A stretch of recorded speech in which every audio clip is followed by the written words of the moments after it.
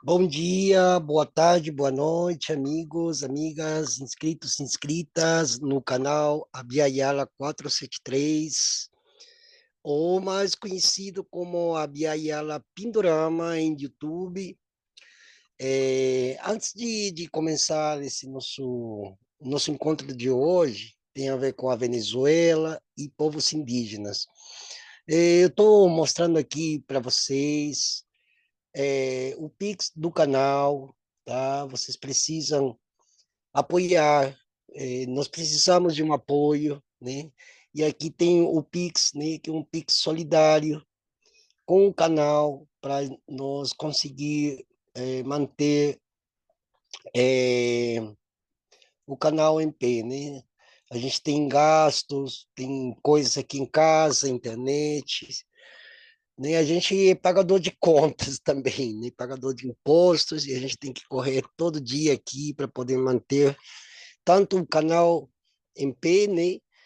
Aliás, mantendo o canal vivo, a gente consegue, inclusive, fazer o que a gente vai fazer hoje, que é ler matérias relacionadas à Venezuela, ligando a questão indígena, né? Ou seja, os povos indígenas, a questão da Venezuela, os seus recursos, essa guerra, né, monstruosa de parte do Império Norte-Americano, que, embora muitos digam que está em decadência, ou o próprio capitalismo está em decadência, né, ou a própria institucionalidade americana está em decadência, mas eles estão aí, né, estão ameaçando a Colômbia, estão ameaçando o Irã, e estão se formando blocos, né, a nível mundial, pequenos blocos imperiais, né? Então, os Estados Unidos sabem que o Arco Sul, que eles chamam, né, somos nós, né? O pátio traseiro, né? O quintal, como chamar aqui, né? Em outros lugares chamam de pátio traseiro, outros chamam de reduto, né? Enfim. Então, nós precisamos que vocês nos apoiem. Aqui está o Pix está no nome da minha companheira, né? E nós queremos que você possa contribuir, cooperar, contribuir, colaborar com esse magnífico trabalho que a gente realiza de ler, de trazer matérias, elucidar algumas coisas que estão sempre eh, duvidosas, né? Enfim, eu quero mostrar outra coisa para vocês aqui, né? É,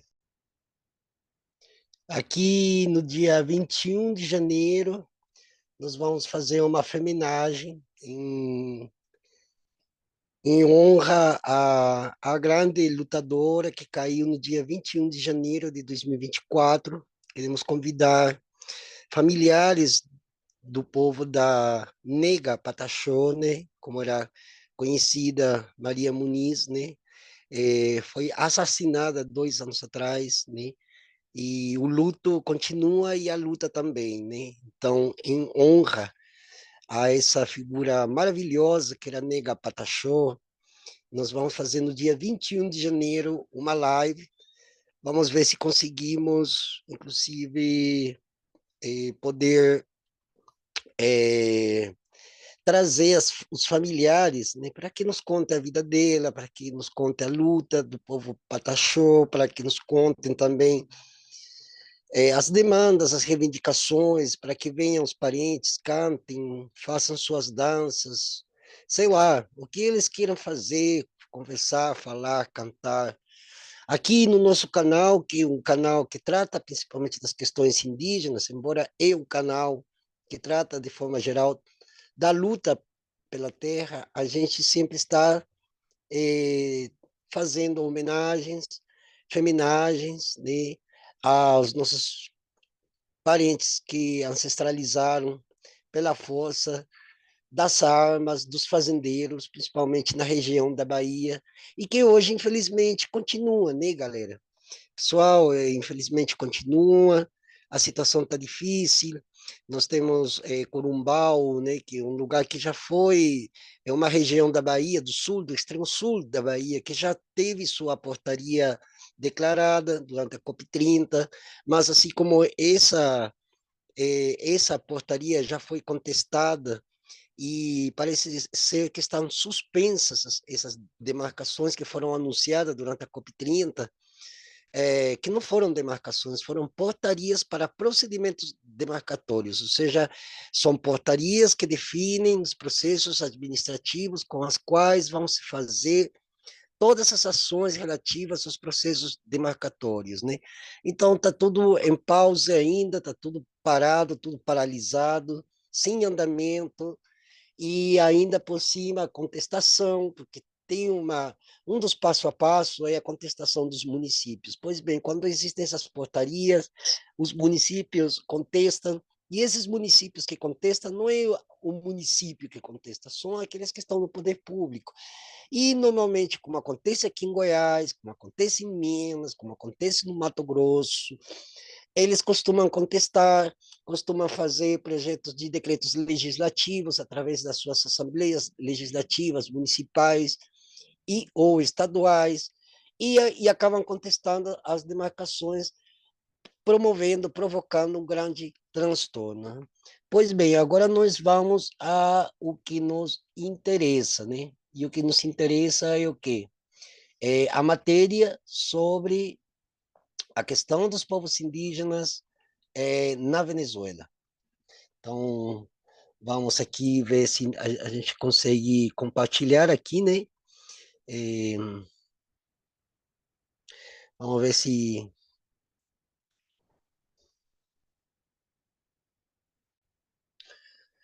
E aqui eu mostro para vocês um artigo que apareceu no nosso grupo em WhatsApp, né? Nós temos um grupo de umas 160 pessoas que fazem parte do nosso grupo, são lideranças, caciques, são pesquisadores, professores de história, apoiadores, aderentes, é uma heterogeneidade de pessoas que estão aí para nos apoiar, né? Então, essas pessoas também fazem, tem um grupo de debates, né? Ele funciona como um grupo de debates, de informação, de notícias, para poder esclarecer para as pessoas algumas coisas que sempre ficam fora do tinteiro. Eu vou tirar a minha carapela daqui, tá?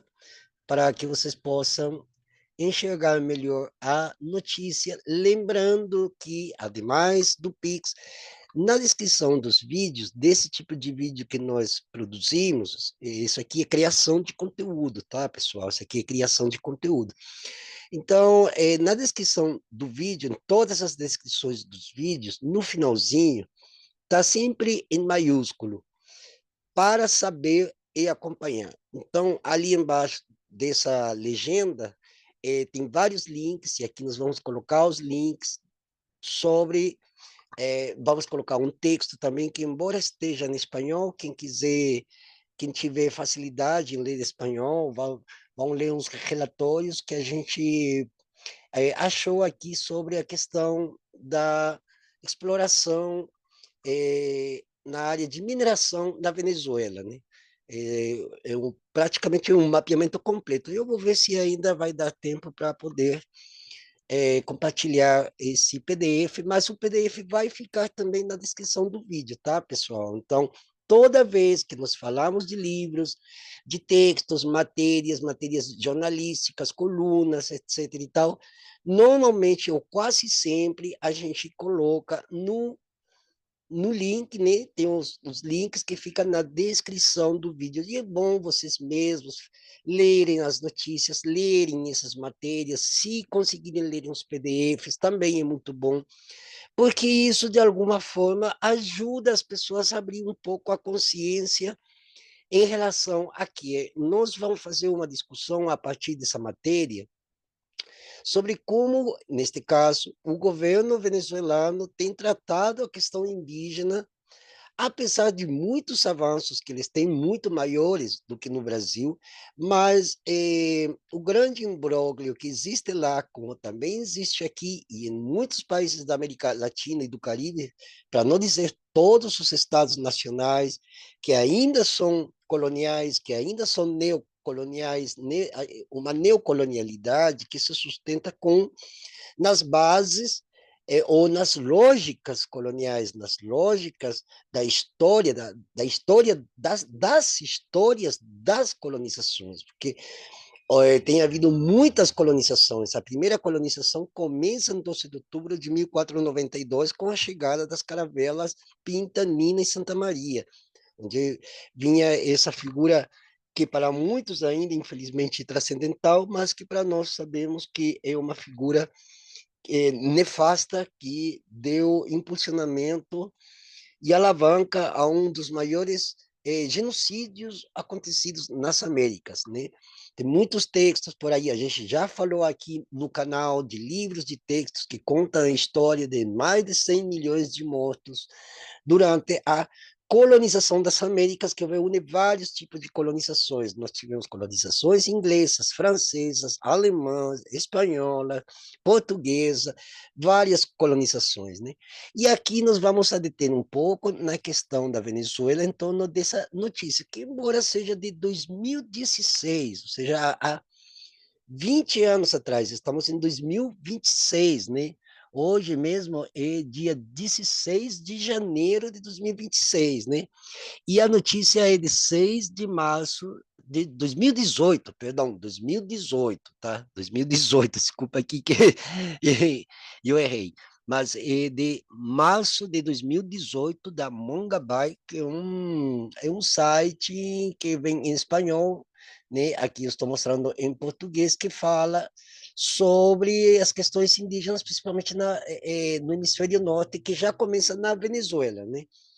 É, gente, eu tenho reparado, eu vou fazer até, inclusive eu vou abrir aqui, eu tenho reparado uma coisa impressionante. Inclusive ontem nós tivemos aqui a visita da nossa querida Lenor, que nos trouxe um livro maravilhoso que eu, inclusive, sugiro que vocês procurem, né? Ela veio trazer esse livro ontem, que chegou na casa dela, né? Vamos falar também desse livro aqui, do pensador Vladimir Safatli, que fala sobre neoliberalismo como gestão do sofrimento psíquico. A primeira vez que caiu esse livro na minha mão, eu estava morando na região do Lago Sul, na casa de um professor de filosofia, e aí eu estava falando com um parente, parente Tássio, se o parente for assistir aqui, saudações, parente, e ele estava com esse livro dentro do carro, numa das incursões que nós fazíamos na época com os parentes que estavam chegando aqui em Brasília, para a gente fazer essas caminhadas, né, que nós fazemos pela FUNAI, pelos ministérios, pelo Ministério Público, pela Câmara dos Deputados, enfim, dependendo da demanda do povo, nós sempre acompanhamos eles quando chegam aqui em Brasília, a pedido da comunidade, inclusive, né? E aí caiu esse livro, né? Esse livro maravilhoso aqui, é muito bom, né? E na época, inclusive, trouxe, quando eu comecei a ler, trouxe já algum entendimento da situação que hoje já está mais do que exposta, né? A situação escancarada de um governo que o governo Lula, que se mostrou ampliamente um governo de direita. Então, e hoje nós estamos percebendo que com a atuação dos Estados Unidos, já está mais do que claro que os Estados Unidos querem tirar a China da reta, não porque a China seja salvadora, gente, essa é outra coisa que eu vejo muito nos canais ditos progressistas, dos brancos, né? Essa sinofilia, né? Ah, que a China vai nos salvar, que a China é uma que tudo a China, né? Virou sinofilia, né? É uma deslumbramento, né? É uma catarse, né? Que provoca, né? A falar da China. Mas a China, a única diferença entre a China e os Estados Unidos é os procedimentos que eles utilizam para penetrar, né, nos territórios, né? Obviamente a China não vem com mísseis, a China não fabrica golpes de Estado, a China não se intromete nas questões internas, tanto é que nós já temos feito muitas reclamações para a Embaixada da China sobre a soja que sai em direção à China, a soja que sai dos territórios indígenas, como, por exemplo, dos territórios Guarani Kaiowá. Então, a China não é santa, a China não tem nada de salvadora. Nós continuamos sendo um país primário, apenas exportador de commodities, ou seja, nós continuamos dentro de uma lógica colonial, né, que hoje nós chamamos de neocolonialismo, só que com um aspecto um pouco mais tipo soft power, né? Mas a China vem aqui para tirar os recursos. Dentro da China mesmo, existem muitas contradições, muitas controvérsias. Existe a China rural completamente abandonada, a própria questão da ancestralidade dos povos originários da China já foi praticamente perdida pelo capitalismo deles, um modo de capitalismo que não é comunista, não é socialista, é um tipo de socialismo muito específico que somente quem está na China sabe melhor. Mas em relação ao aspecto internacional, a China, como na África ou em alguns pontos do Sudeste Asiático, ela está fazendo exploração de terras e territórios sem mesmo se importar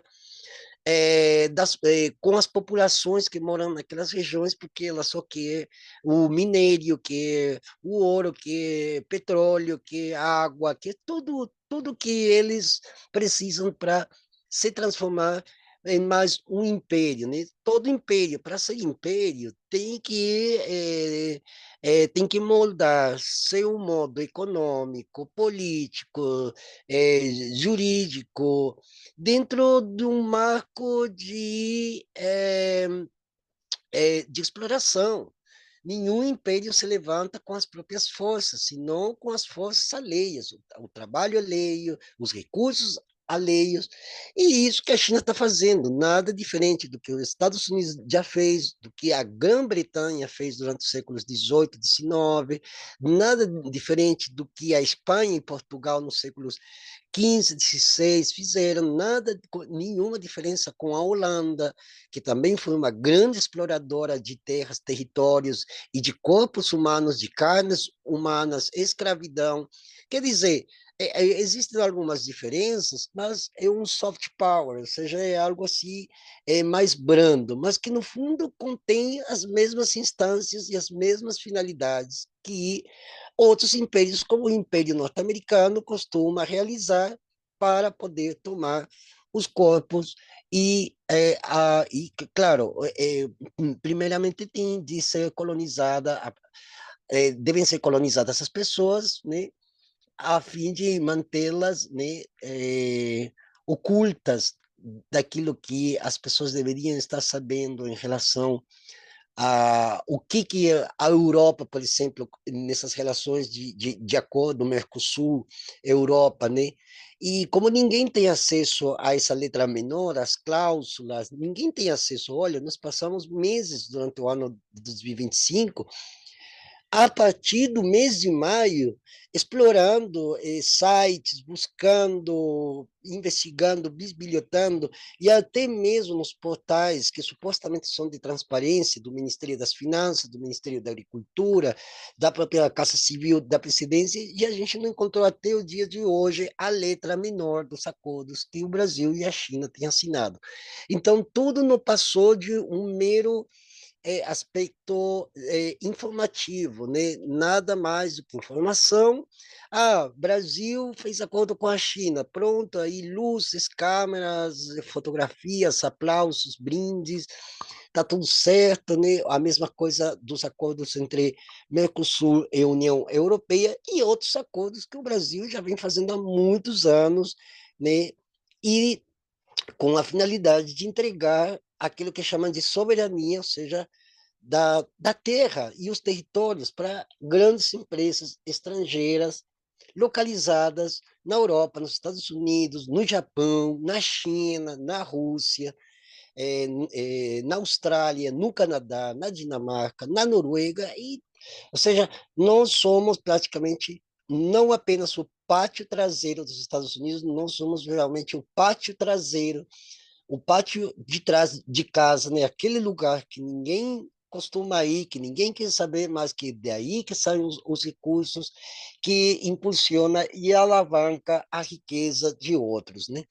E aqui, por exemplo, tem uma coisa muito interessante, né? Em 2016, o presidente venezuelano Nicolás Maduro inaugurou o Arco Mineiro, que se estende de leste para oeste por 112 mil quilômetros quadrados, ou seja, 43.242 milhas quadradas, principalmente no estudo. Opa, peraí, que aqui deu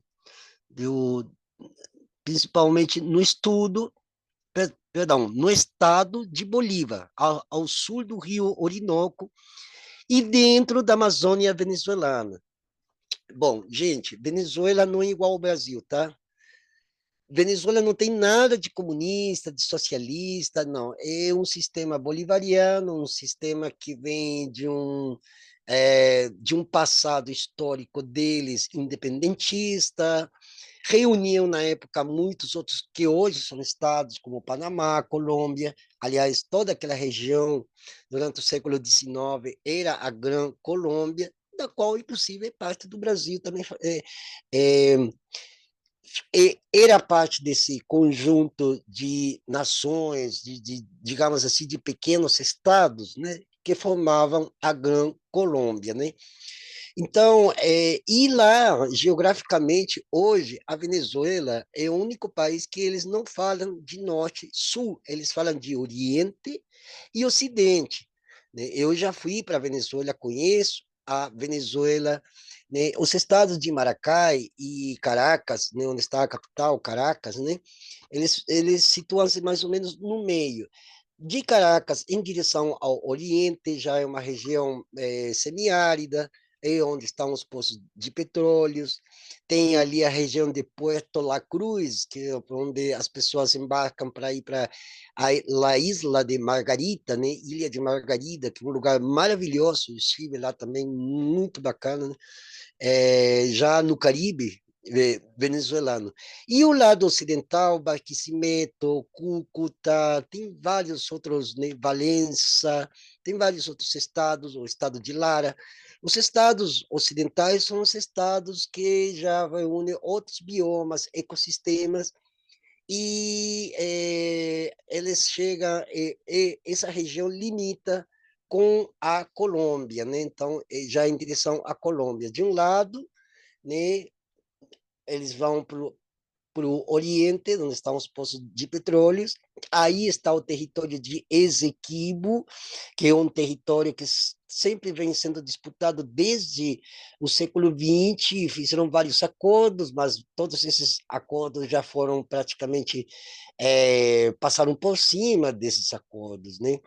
Que havia, se não me engano, foi em 1954, houve um acordo com as Guianas, com o próprio Brasil também, e o território executivo ficou meio como que não se sabia se era guianês, se era brasileiro, se era venezuelano. Brasil acabou abrindo mão disso aí por causa da extensão territorial que já existe, né, como a Amazônia brasileira, e pela dificuldade de acesso. Então, já tem as dificuldades de acesso do lado brasileiro. Do lado venezuelano, do lado guianês, também existe muita dificuldade de acesso. Então, o Brasil acabou um pouco que abrindo mão daquilo que sabia que não ia dar conta, né? Depois, essa briga se reduziu a partir dos anos 60 entre a Venezuela e as Guianas, né? Que são a famosa ex-Guiana holandesa, né? Nós temos já bem na ponta do Oceano Atlântico, nós temos as Guianas francesas, temos Suriname e as Guianas que eram as antigas, perdão, as Guianas inglesas. Suriname eram as antigas Guianas holandesas. E depois tem as Guianas francesas, que continuam sendo colônia da França, né? Então, as Guianas francesas, Suriname, que eram as Guianas holandesas, e as Guianas, que eram as ex-Guianas inglesas. E que, de algum modo, a Inglaterra continua dominando a região, inclusive em aspectos culturais, né? Então, quando aqui eles falam sobre esse arco mineiro que se estende de leste ao oeste, vamos a supor que na região amazônica Manaus, Belém fosse só um país, né? Então, ele é Oriente Ocidente.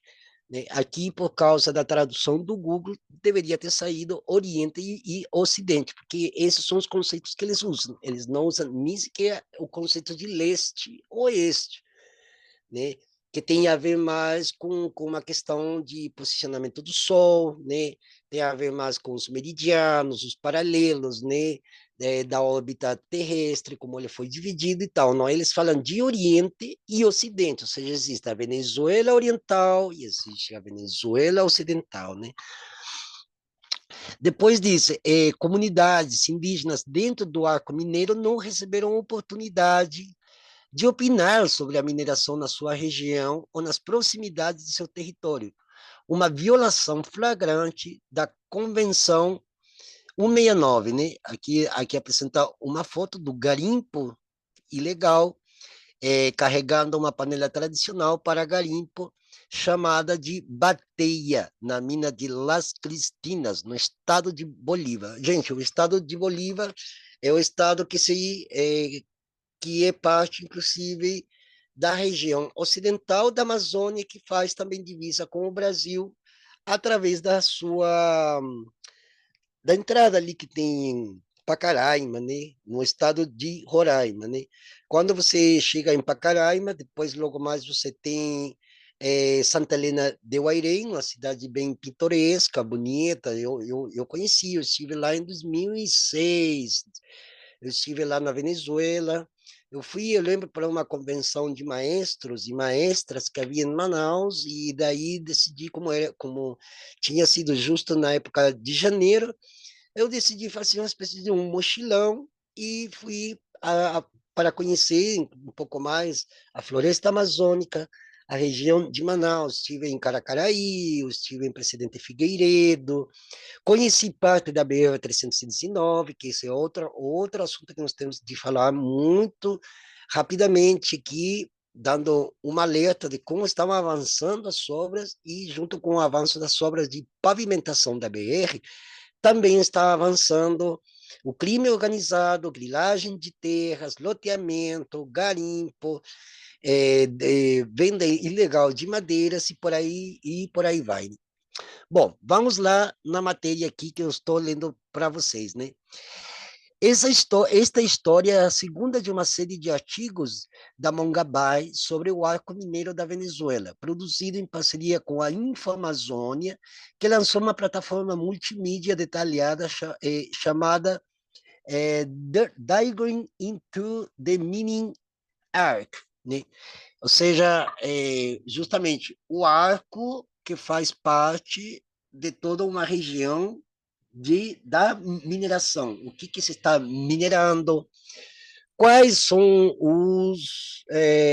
qual que é a ambição aí de minerar, né? E, bom, como eu vou colocar o artigo aqui na descrição do vídeo, quem quiser ler mais sobre esses artigos, porque são vários artigos, eu estou só lendo esse aqui, tem mais um ainda que eu vou ler, né?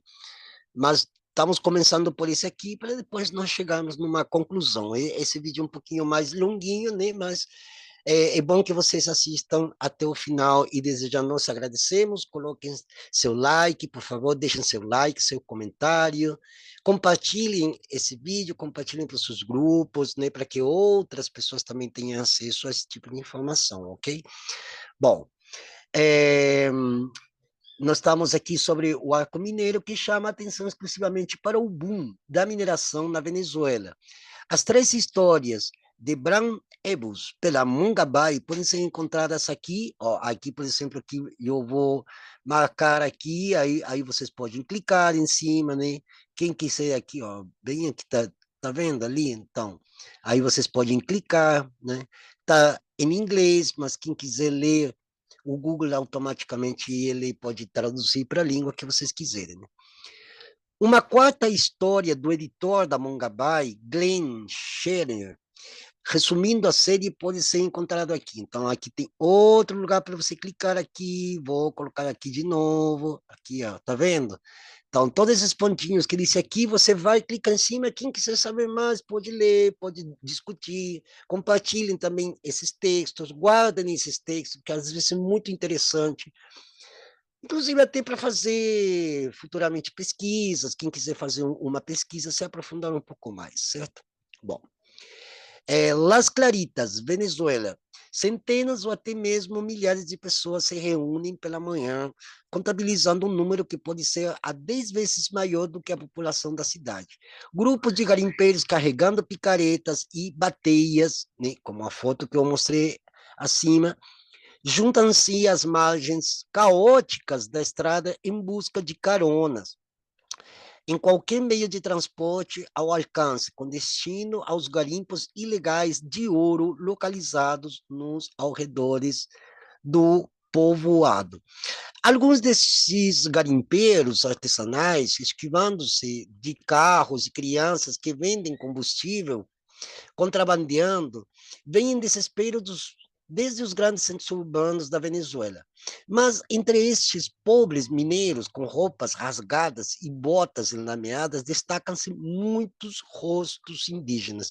Gente, apesar que essa notícia é antiga, mas essa descrição da paisagem é o que está acontecendo na Amazônia brasileira, está acontecendo agora, neste momento, na Amazônia peruana, existe também na Amazônia colombiana. Quer dizer, gente, ou seja, a ver, vamos lá, quem estava assistindo esses dias aí, eu mesmo assisti as falas do presidente Gustavo Petro, lá da Colômbia, também é a mesma retórica do discurso contra os Yankees, contra o imperialismo, contra o colonialismo, mas resulta que o colonialismo interno é o que mais pesa, principalmente para nós, povos indígenas. Existe um colonialismo interno atroz, voraz, violento, agressivo no Brasil, assim em todo o sul, o espectro sul da América do Sul, da nossa Abya Yala, como nós chamamos, né?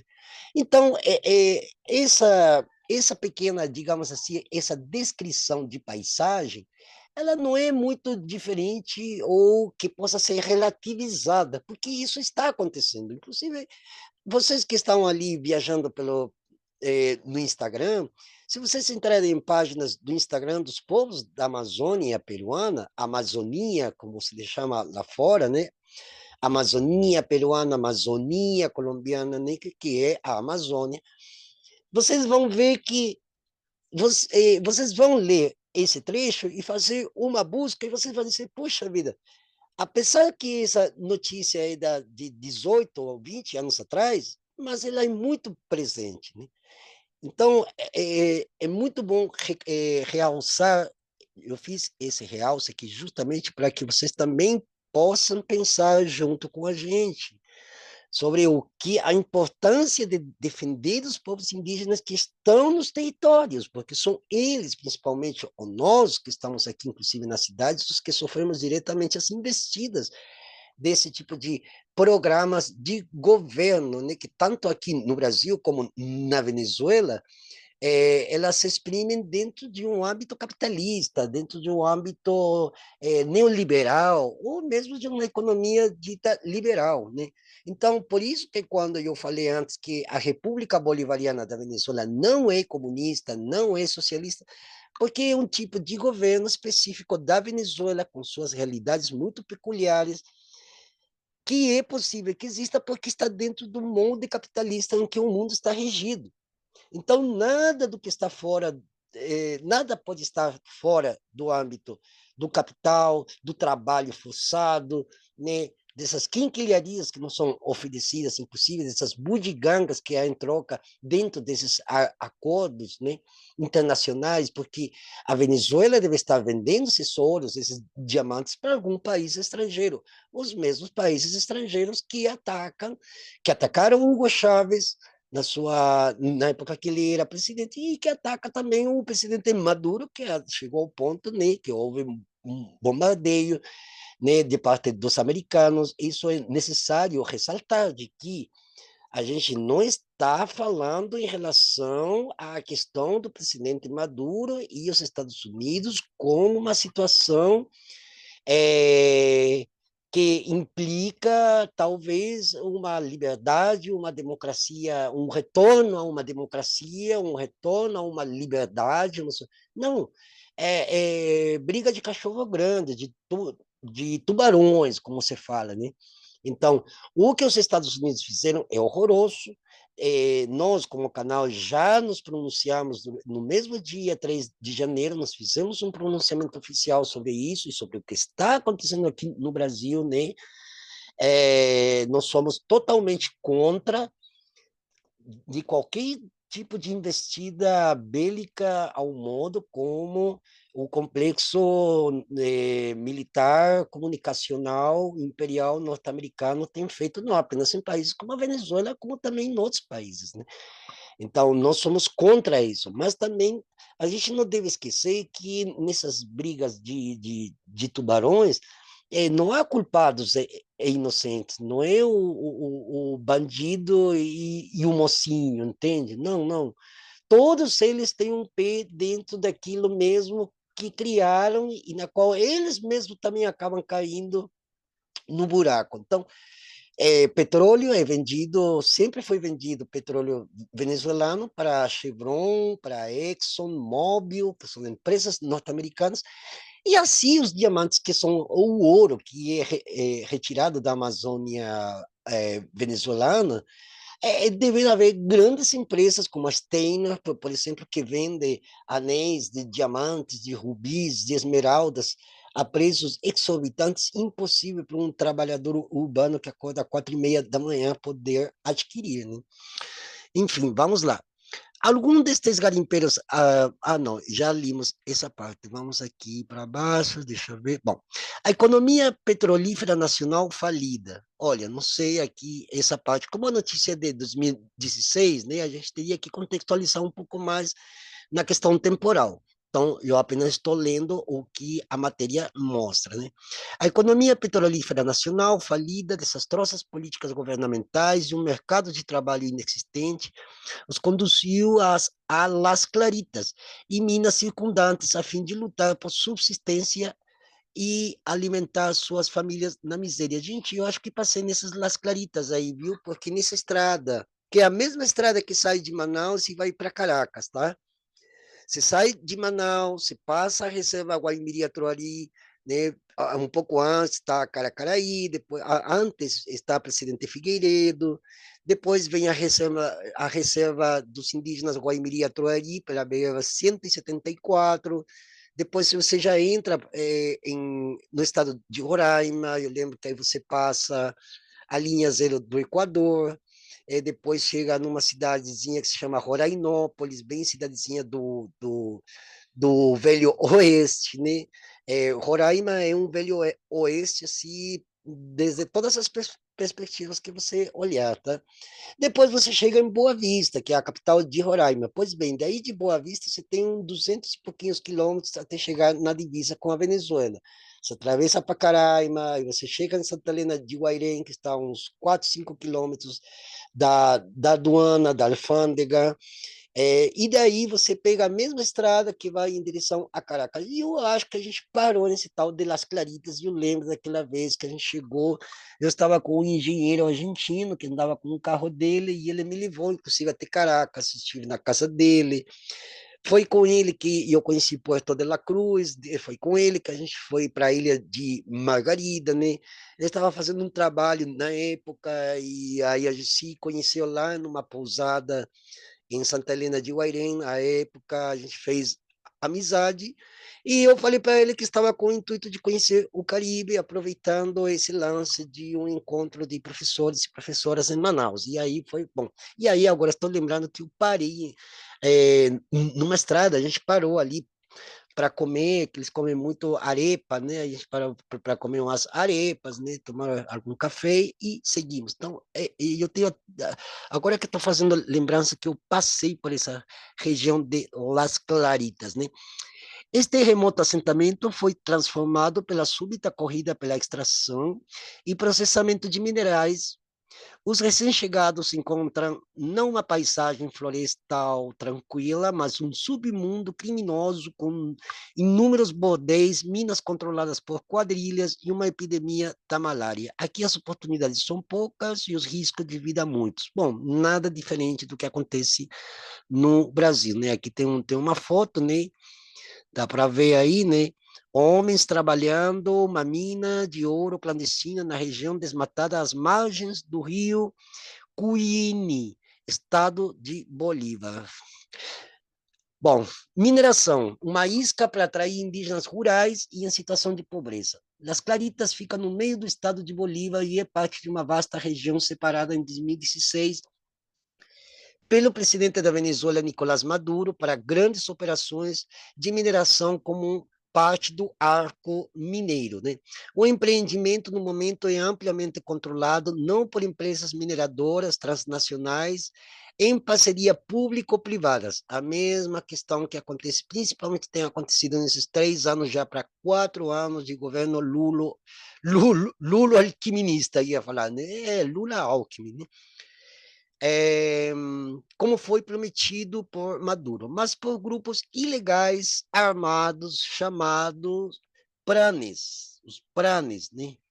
O arco mineiro se estende de leste para o oeste. Não vou repetir de novo, que lá na Venezuela, né, é, já me repetindo, né, divide-se de oriente e ocidente. Então, deveria dizer, o arco mineiro se estende de oriente para ocidente, por 112 mil quilômetros quadrados, 43.242 milhas quadradas, principalmente nos estados de Bolívar, ao sul do rio Orinoco e dentro da Amazônia venezuelana.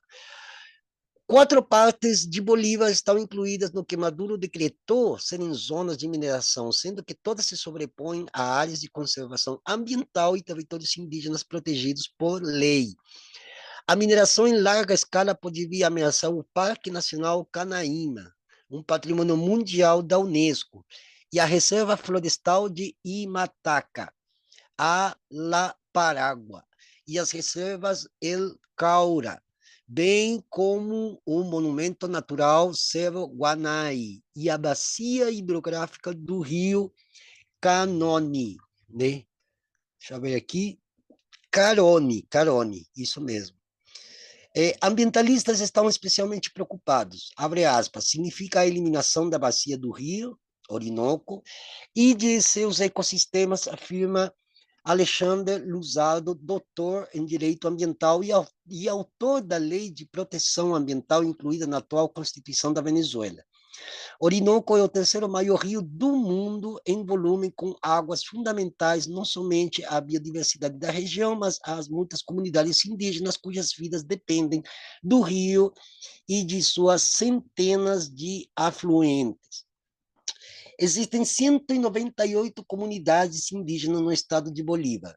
A população, composta em sua maioria por pequenos agricultores, tem sido tentados a abandonar suas tradições para aderir ao arco da mineração, amplamente propulsionado pela assustadora taxa de inflação, com grandes probabilidades de exceder de 2.700% em 2017. Lembramos que essa notícia é de 2016, tá, galera?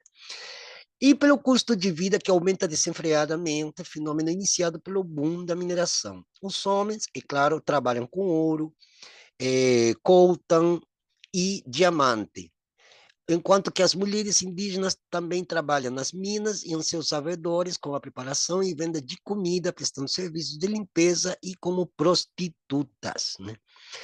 Abre aspas, deveríamos dedicar mais tempo a coisas não relacionadas com a mineração, mas, como podem ver, os membros da comunidade passam o ano inteiro nas minas, afirma Brian Clark.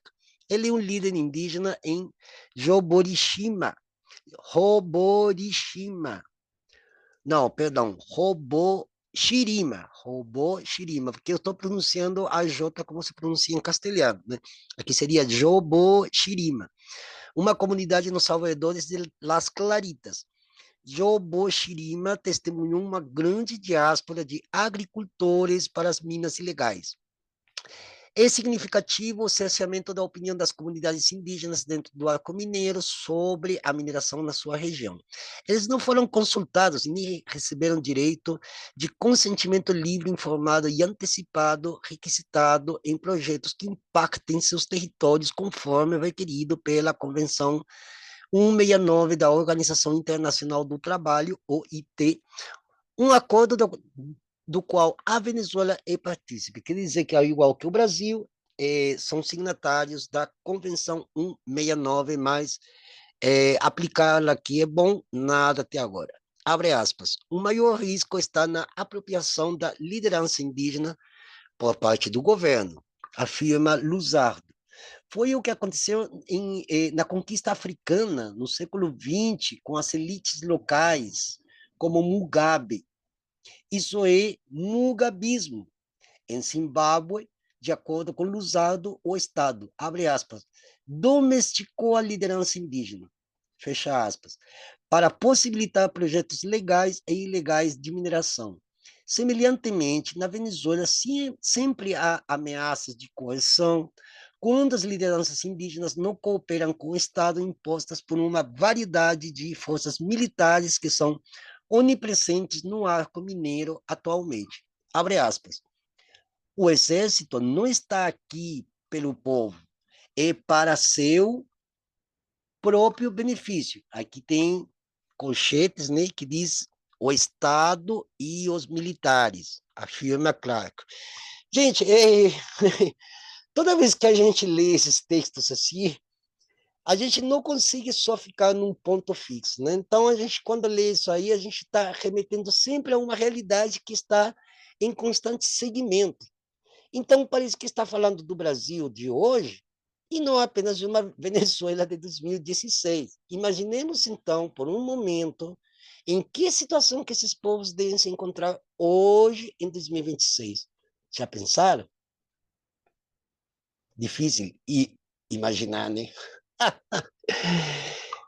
Segundo eles, os militares estão fortemente envolvidos na supervisão de muitas minas, fazendo a maior parte do trabalho envolvido no contrabando de ouro venezuelano para o exterior.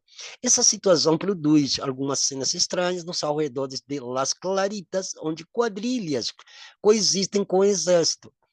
Aí abre aspas, que ronda a região em veículos militares, fecha aspas, com a Guarda Nacional e com serviços de inteligência, abre aspas, que fornecem pessoal para os diversos bloqueios de estradas da região, fecha aspas. Há armas por todos os lados e a violência é um risco constante. Aqui vocês podem ver a foto, olha essa imagem, gente, muito fortes essas imagens, olha isso.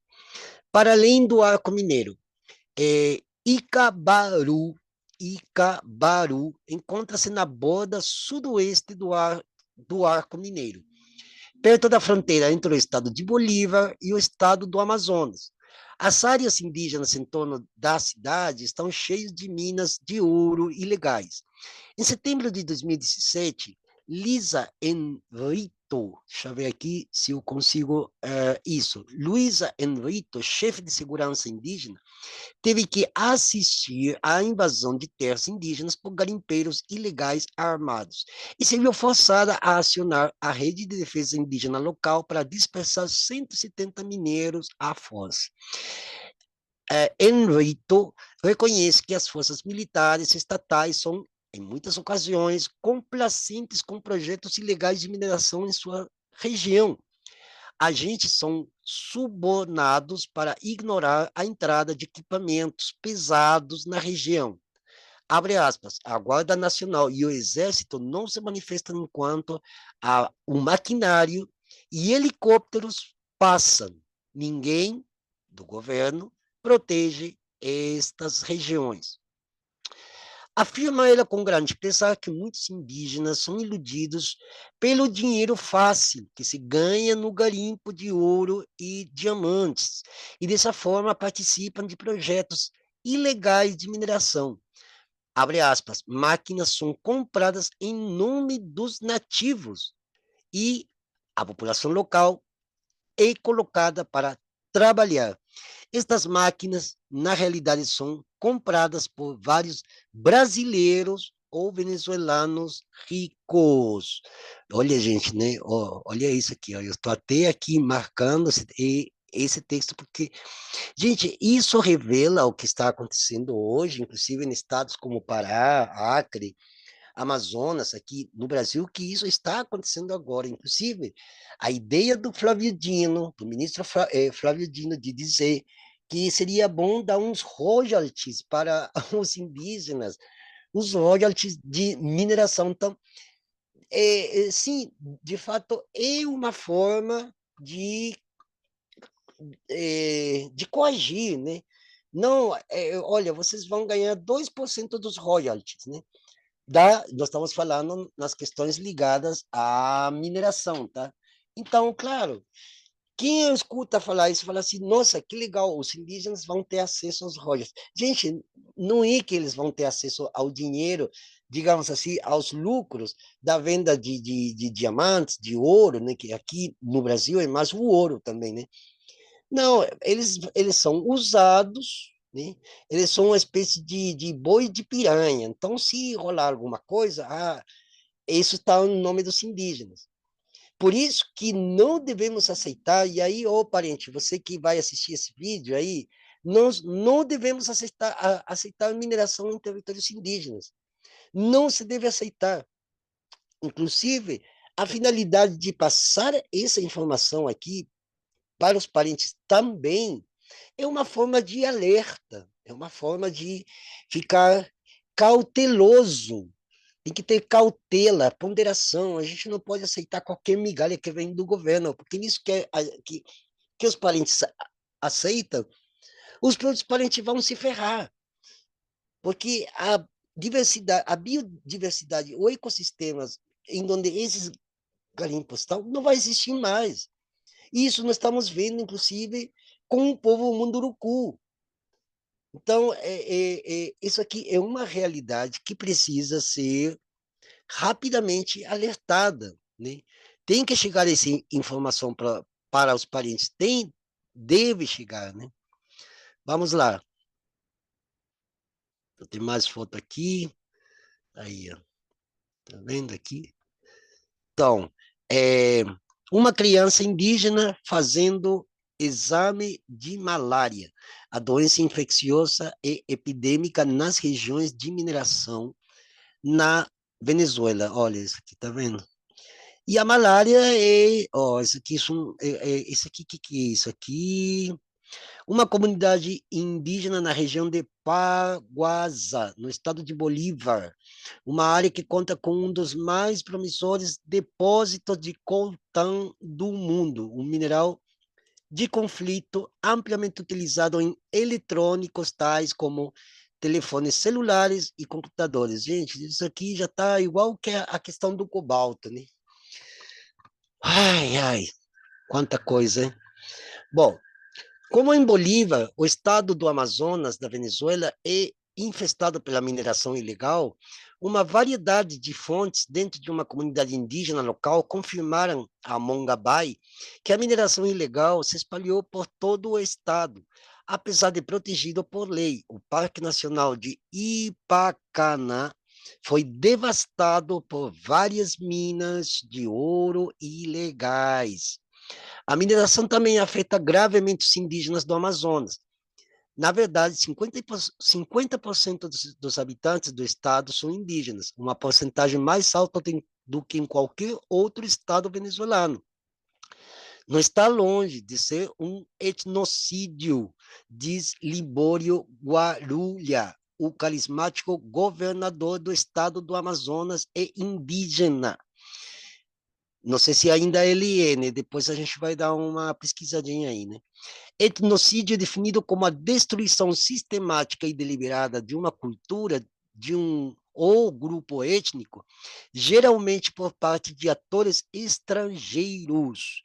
De acordo com o líder político, 20 comunidades indígenas estão sendo impactadas negativamente pela mineração no estado, mas a festa da mineração está apenas começando. Gente, aí isso já liga com aquilo que eu acabei de falar um pouco antes. Se essa notícia de 2018, né? Já ia falar 2016 de novo, de 2018 já fala sobre isso, imaginemos em 2026, gente, já se passaram praticamente 20 anos, né? 18, 19, 20 anos, já não faz nem muita diferença, porque entra ano, sai ano, e as coisas só pioram, e é o que a gente está vendo aqui no Brasil, que o Brasil só piora e vai goela abaixo, que são as populações locais, né? Enfim, um jovem caminha ao lado do rio Paguaça, enquanto os homens trabalham nas minas, mulheres indígenas também são parte integrante das atividades do garimpo. Trabalhando nas minas, lavando roupas, servindo comida, prestando serviços de limpeza e trabalhando como prostituta. Bom, gente, isso aqui a gente já viu aqui no Brasil várias vezes nas redes sociais, mulheres que cozinham, depois eu vou fazer uma observação já no finalzinho desse vídeo sobre a questão dos garimpeiros, mas vamos lá. Embora o Amazonas ainda não esteja oficialmente listado na pauta de mineração nacional do presidente Maduro, e embora esteja fora do arco mineiro, estima-se que o estado já tenha sido ocupado por uma quantidade entre 10 mil e 12 mil garimpeiros ilegais, de acordo com Guarulha. Esse número está subindo à medida que garimpeiros ilegais são forçados por fora dos arredores de Bolívar, onde grandes empresas de militares disputam pela ocupação de áreas ricas em minerais, retirando-as do domínio de garimpeiros artesanais. Abre aspas, muitos dos que se encontram em Bolívia são desalojados pelas empresas e vêm para cá porque não há fiscalização, explica Guarula. O decreto 269 de 1989, assinado pelo então presidente Carlos Andrés Pérez, proíbe a mineração no Amazonas, mas muitos temem que o arco mineiro seja eventualmente oficialmente estendido para dentro do estado. Quando perguntado sobre essa possibilidade, Guarula responde: sem dúvida, a mineração tornou-se um grande negócio no Amazonas, porque o governo tem muito controle sem intervenção. Está também, não sei se aqui diz, está também é uma preocupação, ou esta também é uma preocupação. Héctor Escandel Garcia, ou Escandel, não sei, um geólogo que trabalha para o Vicariato do Amazonas, que tem um escritório de direitos humanos com o objetivo de proteger comunidades indígenas, e ex-ministro do Meio Ambiente no Amazonas. Garcia suspeita que o governo central planeja justificar a mineração comercial em grande escala como uma alternativa aceitável para a mineração ilegal, que será apresentado como a responsável pela degradação ambiental atual e passada. No entanto, Escandel, ou escândalo, escândalo, escandel, argumenta que a degradação social e ambiental causada pela mineração ilegal em pequena escala serviu apenas para abrir caminho para projetos de mineração mais destrutivos. Abre aspas. Limpar o terreno, cortar árvores, limpar a população indígenas e agricultores que são deslocados ou integrados, né? Nossa, é esse termo integração, né? A gente aqui também no Brasil, a gente tem muita controvérsia com esse conceito de integração, integrar, né? Os integralistas, né? Vamos lá. Abre aspas de novo. Dessa forma, você cria condições ideais para a mineração em grande escala, fecha aspas.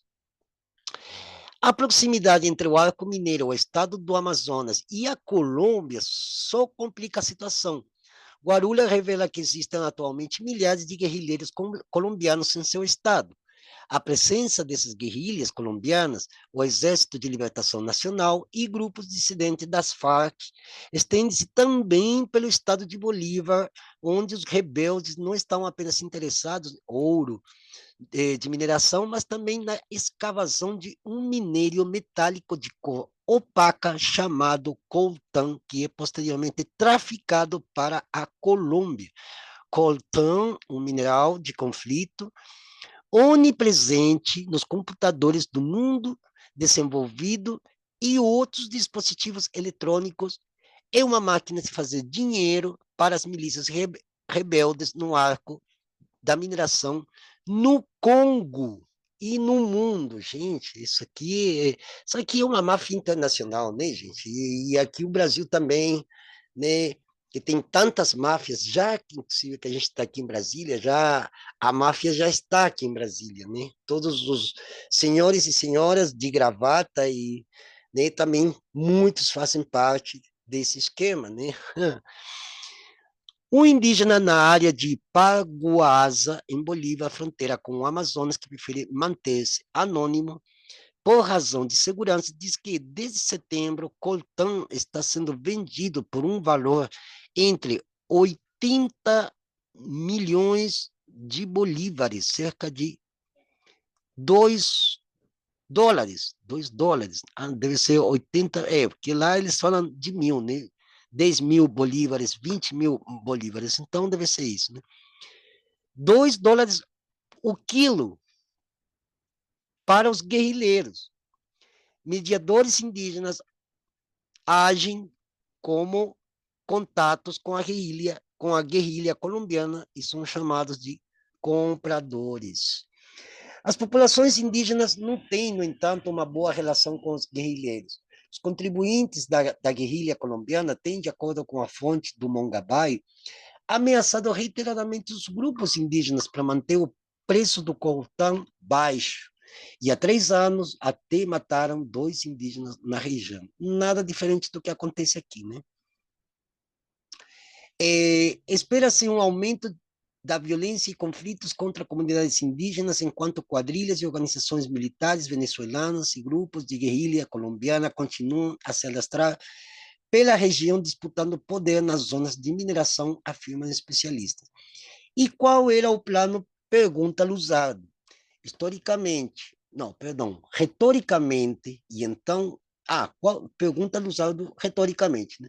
Como ele está, esse texto a gente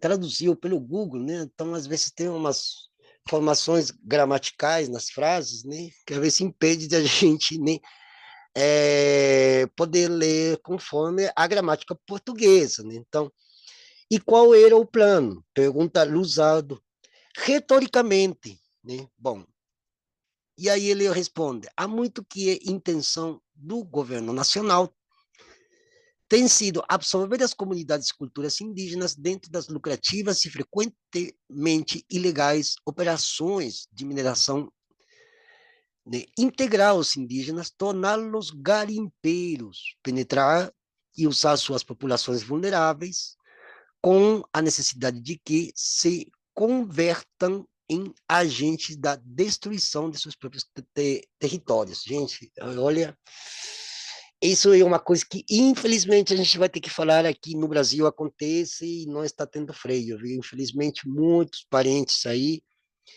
a gente já não chama nem de parentes, né? Eles podem ser indígenas, mas nós vimos, por exemplo, vários parentes aí, vários indígenas, né? Vamos falar de indígenas, porque parente é aquele que está na luta, tá junto, né? Eles são indígenas, mas ficam do lado do branco, né? Então, são, como diria a música o livro, né? Pele Negra, Máscaras Brancas, de Franz Fanon, aqui a gente fala de colocar na cabeça, né? Pensamento de branco, né? Vamos lá. Enfim, aqui já termina já o texto, né? Aqui uma foto daqui da região, né? Então,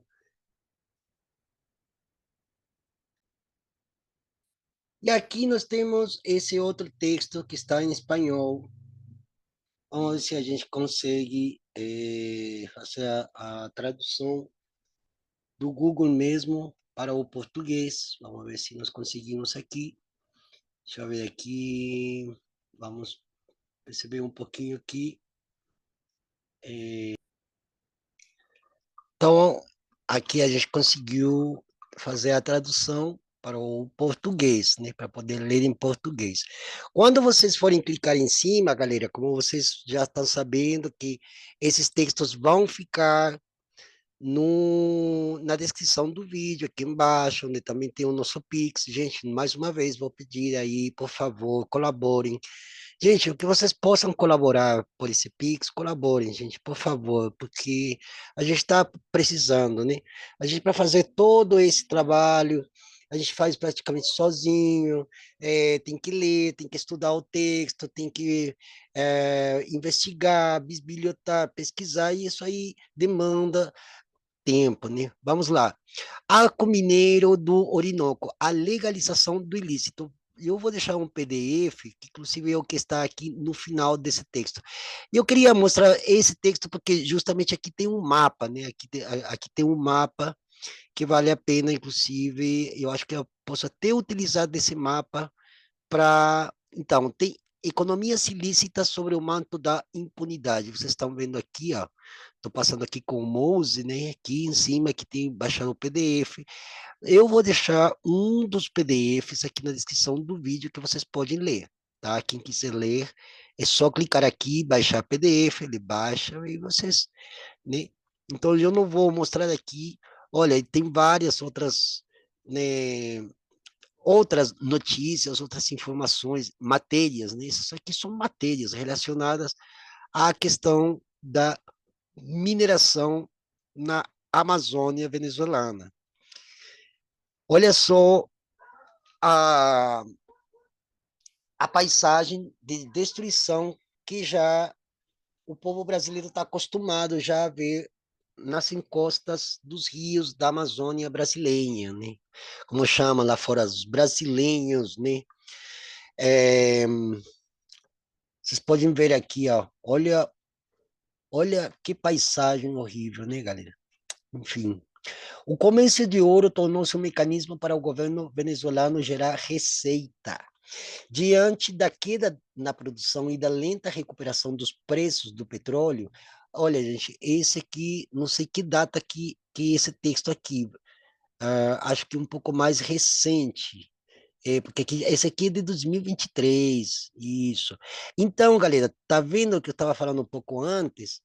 É, a outra matéria que eu li para vocês é uma matéria de 2008, né? Agora nós pulamos para a matéria de 2023. Essa matéria que eu estou mostrando aqui para vocês, tá? Então, muito importante destacar isso, porque apesar de que exista um nível de temporalidade que parece se afastar, mas olha, se já é de 2023, já se passaram quantos anos de 2018 para 2023? 2023, você está começando o ano de 2026. Então, vamos supor que ainda estamos em 2025, não é muito tempo. Né? Para muitas pessoas falam, ah, não, mas essa matéria é antiga. Não é porque a matéria seja antiga que não tem valor documental, pelo contrário. Por isso que eu separei esses dois textos, por isso que esse vídeo está um pouquinho mais longo, né? E eu peço paciência, porque não é fácil fazer esse trabalho que a gente está fazendo aqui, tá? Então, mas a questão tempo, ela é diversificada e não pode ser relativizada, porque até mesmo já falando do governo anterior a Hugo Chávez, Carlos Andrés Pérez, que era um liberal de direita, seria uma espécie de uma direita oligárquica ao estilo brasileiro, né? Que na época era chefiado por Carlos Andrés Pérez, né? Então, se já havia esse intuito de exploração de minérios, de metais preciosos, pedras preciosas, e já a Mongabai faz a denúncia através da matéria que eu passei um pouco antes para você. E essa matéria de 2023, as coisas não mudaram. Então, a única conclusão óbvia e lógica é que as coisas pioraram.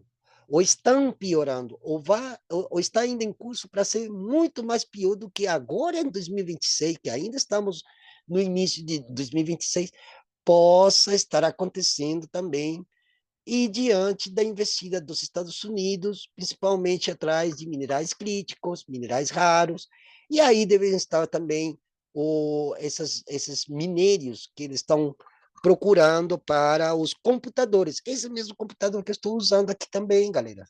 Incrível, né? A gente aplaude o celular, o laptop, os modernos notebooks que eu tenho aqui é veinho, né? Eu tenho, esse aqui é um Windows 8.1, que nem atualização tem mais, mas a estrutura desse laptop, ou a estrutura ou que tem um celular dentro, é feito com essas matérias-primas que eles estão extraindo desses territórios indígenas, se utilizando dos indígenas, né, para integrá-los, né, aculturá-los e integrá-los à questão garimpeira. E aí, claro, quando o indígena entra no garimpo, ele perde completamente a conexão com a mãe terra, ele perde completamente os usos e costumes e tradições indígenas, ou seja, ele vira mais um alvo desse modelo predatório, capitalista, colonial, que, é, que está em curso e que tem as mesmas lógicas, né,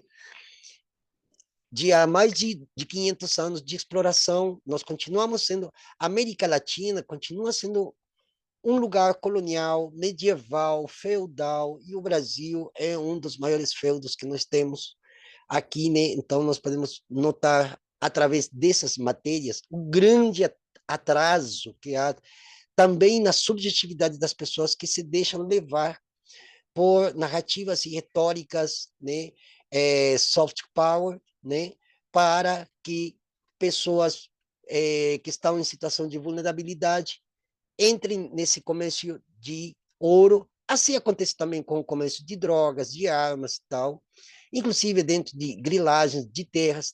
Tem vários indígenas envolvidos, aqui no Brasil também, na Colômbia também, na Venezuela também. Gente, é realmente uma catástrofe. Por isso que é necessário educar nossos parentes. É necessário educar os parentes, né?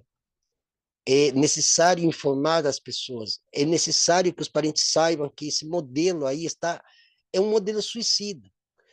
O indígena que apoia a mineração, ele, além de deixar de ser parente, ele é suicida. Ele está matando o seu próprio povo e está matando também os seres vivos que faziam antes parte dessa cosmologia que nos reúne, que nos une, que é a cosmologia em torno da nossa mãe terra. Não tem mais mãe terra.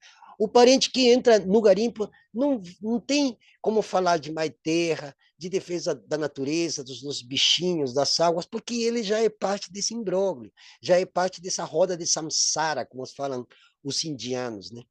Enfim, vamos lá. Desde que o ex-presidente Hugo Chávez nacionalizou a indústria do ouro em 2011, gente, aqui está falando de indústria do ouro, né? Em 2011, e sobretudo desde que Nicolás Maduro criou a Zona de Desenvolvimento Estratégico Nacional do Arco Mineiro do Orinoco. Olha o nome que tem: Zona de Desenvolvimento Estratégico Nacional do Arco Mineiro do Orinoco, AMO. Em 2016, ele cria essa zona de desenvolvimento estratégico e aqui, então, explica a notícia da Mongabai, que eu li um pouco antes, e por isso esta aqui é uma matéria também de denúncia que tem que ser constante, e eu peço para vocês que compartilhem para que cada vez mais pessoas saibam o que está acontecendo e parem com essas narrativas tolas, sem nenhum tipo de arcabouço, documental que se diga, não, vamos defender Maduro, porque Maduro é um salvador, é um rei, é um não sei o quê. Não, gente, não tem nada de reinado de bonzinhos aqui, tá? Porque a gente está lendo isso aqui, a gente só de ler já a gente dá, dentro do nosso aspecto imagético, já dá mais ou menos para criar uma imagem do que hoje está acontecendo naquelas regiões, né? Então, em 2016, o presidente Nicolás Maduro cria essa zona de desenvolvimento estratégico nacional do Arco Mineiro, do Orinoco. As autoridades têm declarado seu interesse em aumentar a produção de ouro como uma importante fonte de recursos diante da queda nas rendas tradicionais. Então, aqui tem um mapa. Gente, aqui tem um mapa da Venezuela, tem um mapa aqui que dá para ver, ó, desse lado aqui. Tá vendo, galera? Para cá, né, a Venezuela, ela vem, né, esse aqui é a Amazônia. Tá vendo como que eu falo que lá é dividido entre Oriente e Ocidente? Então, aqui na perspectiva já marítima, né, também em relação à Colômbia, né, para cá é a Colômbia, né? Aqui já é Amazonas, para cá, para baixo está o Brasil, né? Aqui, né, para cá está o Brasil, aqui para baixo, né? É, a gente poderia tentar achar um mapa maior, mas eu estou me guiando pelo mapa que está na matéria da transparência ve.org. Transparência v Transparência Venezuela deve ser, né? .org, né? Estou vendo aqui por causa tá vendo aqui, transparência.org, né? Então, esse aqui é o portal, o site onde aparece essa matéria que ainda tem um pouquinho aqui para ler para vocês. Entre 2016 e 2019, o presidente da República e altos funcionários do Ministério de Desenvolvimento Mineiro Ecológico, gente, eles têm Ministério de Desenvolvimento Mineiro Ecológico, gente, mineração e ecologia já no sentido linguístico, semântico da palavra já não combinam. O Ministério do Desenvolvimento Mineiro Ecológico aparecendo em diversas transmissões oficiais segurando barras de ouro, alardeando o aumento da produção e convidando investidores nacionais e internacionais a minerarem na Venezuela. No entanto, nos últimos 4 anos, esses anúncios tornaram-se ainda mais esporádicos. Não há informações claras, completas e precisas sobre a produção no Arco Mineiro do Orinoco. Não há prestação de contas por parte das empresas estatais envolvidas do Ministério ou do Banco Central da Venezuela.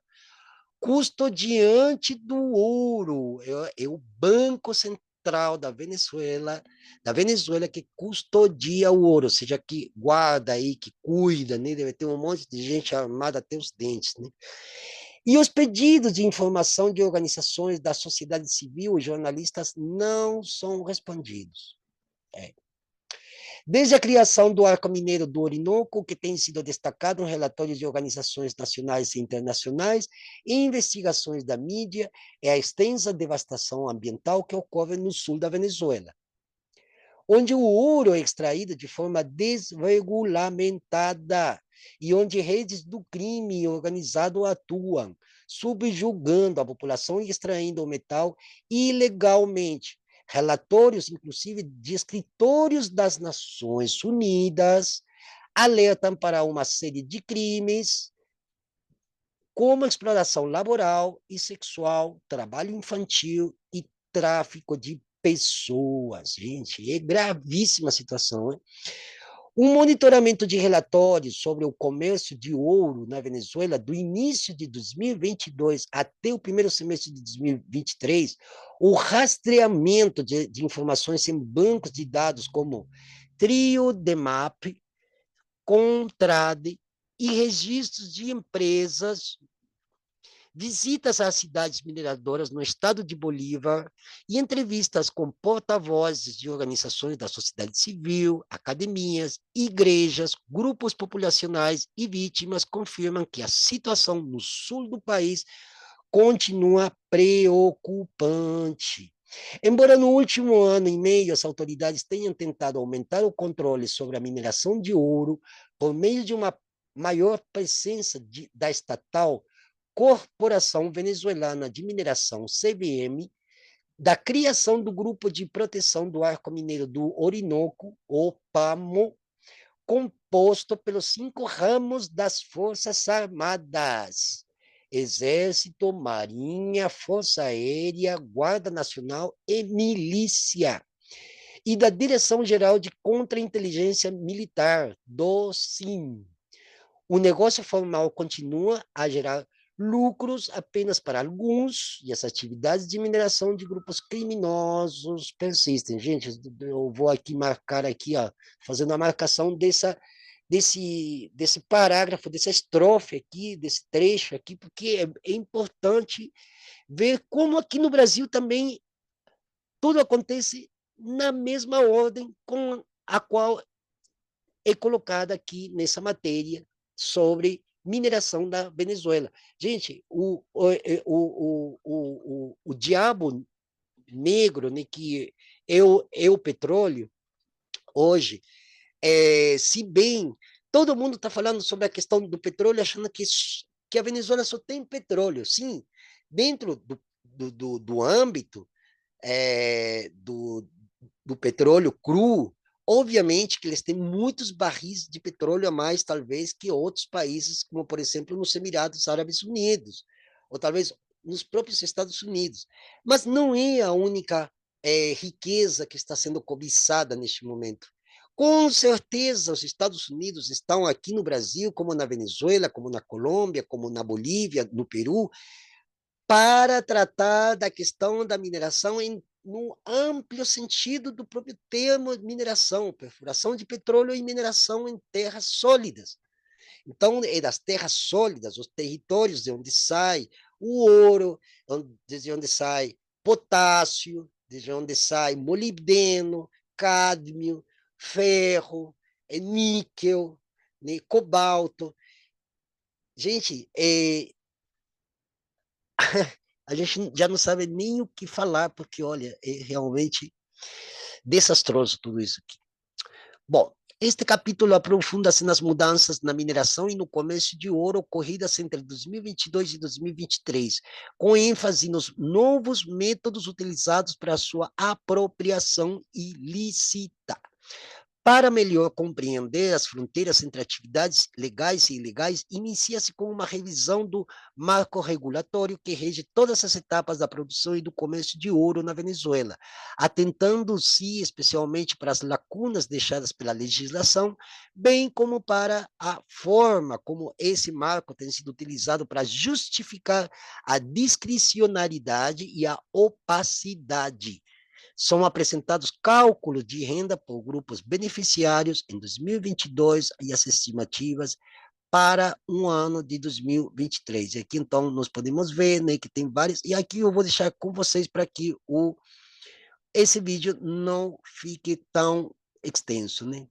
Então, é isso, né, galera? Eu estava aqui pensando com os meus botões, né, como que a situação tá difícil em ser definida. Ó, essa luz aí tá enchendo o saco, que agora tá pegando sol aqui, né? Onde estou aqui, enfim, aí, né? Gente, eu vou terminar só falando, olha, desde que o Lula entrou, nós temos discutido bastante e não foi pouca coisa. Espera um pouquinho que deu um erro aqui e não pouca monta sobre a questão dos garimpeiros. Gente, os garimpeiros são pessoas pobres. No caso do Brasil, a maioria são nordestinos. São pessoas muito pobres que vão trabalhar nos garimpos, né? E que são pessoas que, como não tem para onde ir, não tem o que fazer, elas acreditam que ela trabalhando no garimpo, elas vão ficar ricas. Só que até hoje a gente não tem conhecido nenhum garimpeiro que se diga, nossa, esse garimpeiro foi lá, garimpou, ficou rico e hoje está vivendo no bem bom. E eu não conheço ninguém, eu não sei se vocês conhecem. Agora, qual seria a obrigação do governo? Porque o governo Lula tem chegado lá nas terras dos Yanomamis para expulsar 10, 20 mil garimpeiros, só que eles, o que, que eles fazem? Eles só mudam de lugar. Tá que nem a Cracolândia lá em São Paulo. O pessoal que consome crack se junta numa região de São Paulo e fica ali circulando. De repente chega a polícia, dispersa eles, e eles, o que, que eles fazem? Eles vão para outro lugar, se reúnem no outro lugar, fabricam droga naquele lugar onde a galera está, e volta a ser o mais do mesmo. A mesma questão os garimpeiros. E aí que vem a pergunta, por que, que o Estado brasileiro, não promoveu uma outra política para essas famílias de garimpeiros que vão? Porque o garimpeiro em si, se bem o cara que vai trabalhar no garimpo, ele sabe que ele vai para o submundo. Então, e é lá que ele, inclusive, aprende a ser é, meliante, porque ele vai querer também traficar ouro, vai querer vender droga, vai entrar nesse submundo, tem a prostituição, tem tudo de pior, onde tem garimpo, tem tudo de pior que vocês possam imaginar. Então, gente, por que que o governo brasileiro, ou o governo venezuelano, ou qualquer outro governo, não se tem preocupado com a qualidade de vida dessas pessoas, né? Políticas públicas, educação, saúde, moradia, vivenda, terra, território, não dão nada para essas pessoas. Então, como no Brasil a indústria da miséria gera lucro, é, nem o governo Lula, nem qualquer outro governo que entrar vai resolver a questão dos garimpeiros. Assim como qualquer outro governo no estado de São Paulo, ou um governo, ou a prefeitura municipal que entrar de prefeito, não vai resolver a questão do pessoal que consome crack, dos craqueiros, até que não hajam políticas públicas em concreto e que cheguem, que sejam aplicadas nesses lugares onde as pessoas mais precisam. A mesma questão o garimpeiro, pessoal. Não tem como. Se não dá uma qualidade de vida para essas pessoas, como que eles vão sobreviver? De quê? Eles não têm profissão, eles não têm para onde ir, eles não têm dinheiro, eles não têm nada.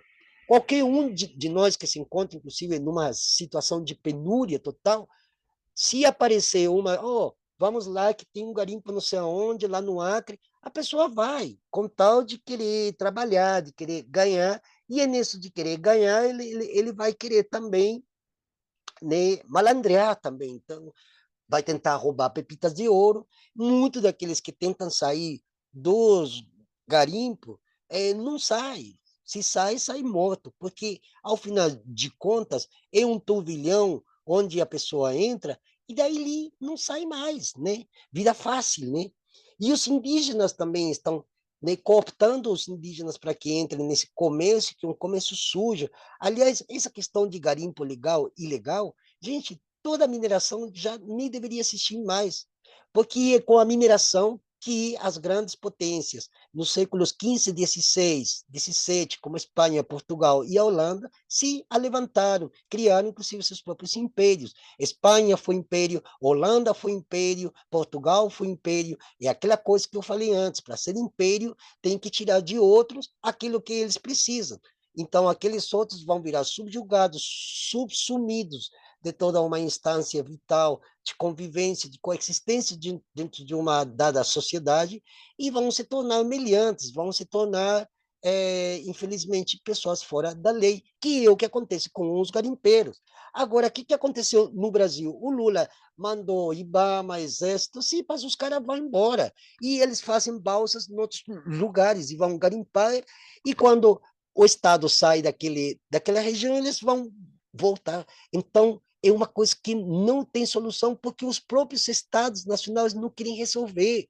Não querem resolver nem a questão dos craqueiros de São Paulo, e menos a questão dos garimpeiros, porque para o governo, para o Estado, é lucro.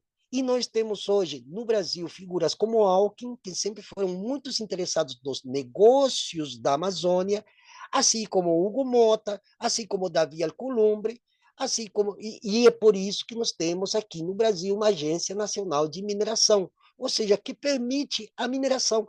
permite a velha lógica colonial com a qual esses países nossos, que hoje são países, que são estados coloniais, sucumbiram diante dessa lógica, que é a lógica do colonialismo, que é o que aconteceu no caso de Israel contra os palestinos.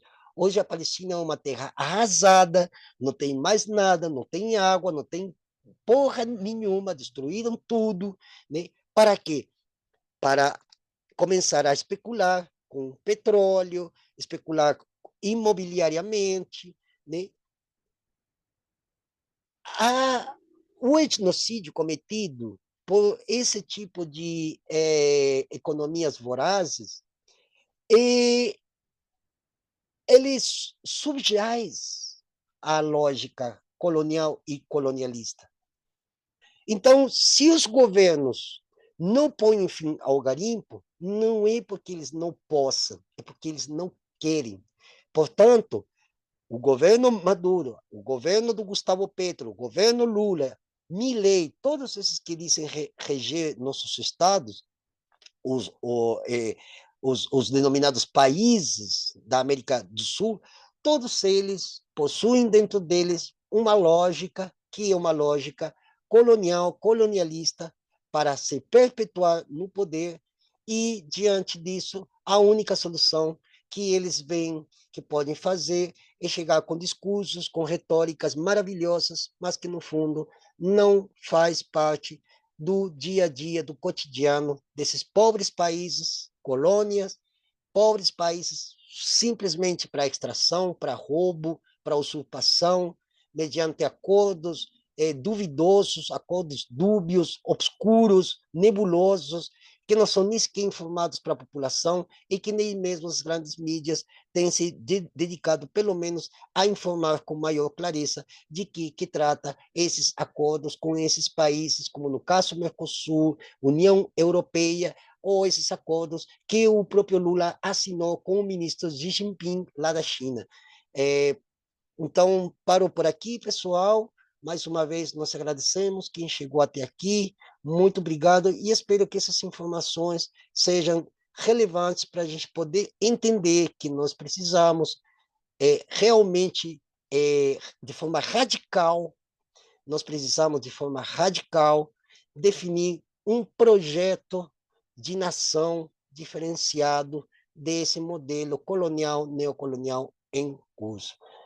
Muito obrigado ao Eticatu, Catural, Catuari, Xaltumai, agradecendo na minha língua Mapuzungum, e até a próxima. Muito obrigado por acompanhar-nos, e mais uma vez, aqui na descrição do vídeo vão ficar vários textos, além desses que a gente já leu.